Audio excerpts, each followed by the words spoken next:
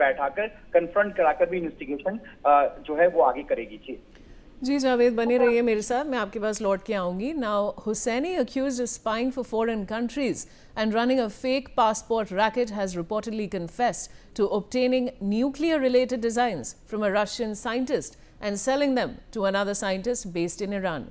He allegedly made these confessions during police interrogation. I have my colleague Javed back with me. Javed, एक बात हमें स्पष्ट तरीके से बताइए कि आपको क्या जानकारी मिल रही है कि पुलिस को ये टिप कैसे मिली इनके बारे में? और देखिए, हाल ही के दिनों में अगर कुछ महीने पहले की बात करें तो दिल्ली पुलिस ने अभी कुछ 2-3 महीने पहले भी एक झारखंड से ही एक मॉड्यूल को जो है वहां से बस्ट किया था, उनका पर्दाफाश किया था।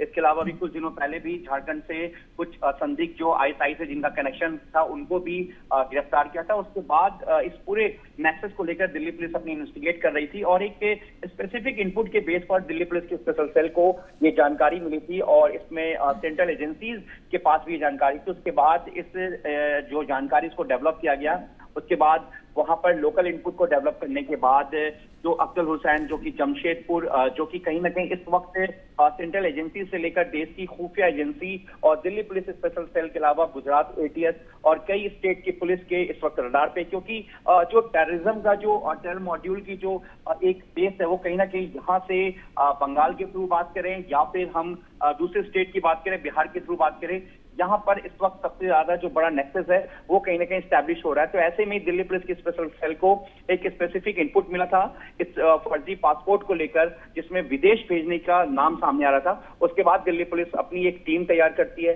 सेंट्रल एजेंसी भी इस पूरे मामले में स्पेशल सेल के साथ मौजूद रहती। जो जानकारी मिली उसके बाद से इन लोगों को गिरफ्तार किया गया और मुंबई पुलिस ने आदिल को, जो अकील हुसैन का जो भाई है, उसको वहां से गिरफ्तार किया।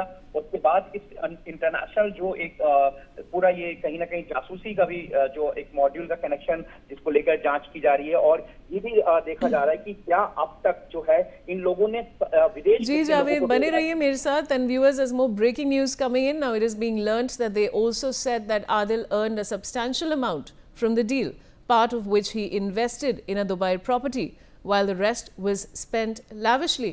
And I have my colleague Javed back with me. Javed, अब एक बात उभर रही है दुबई प्रॉपर्टी के बारे में, उसके बारे में आपके पास क्या जानकारी है?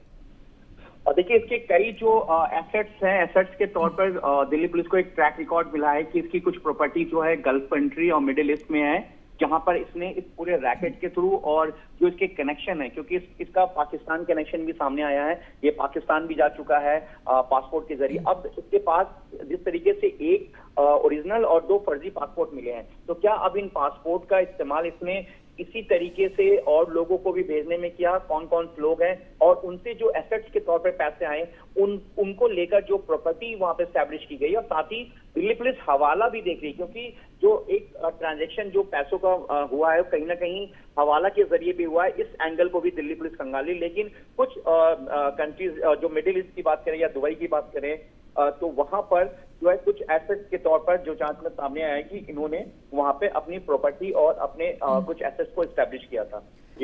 जी जावेद, बने रहिए मेरे साथ। And now well, the Mumbai police has also separately arrested Akhtar, who had travelled to several Gulf countries and allegedly played a key role in securing forged IDs. Another suspect, said to be running a cafe, has also been detained, while a few others linked to the operation are on the run. Javed, आप हमारे साथ दोबारा जुड़ चुके हैं। अब ये और खबरें आ रही हैं कि और लोगों के अरेस्ट भी हैं और कुछ लोग अभी अरेस्ट नहीं हो पा रहे हैं, तो उसके बारे में क्या बता सकते हैं आप हमें?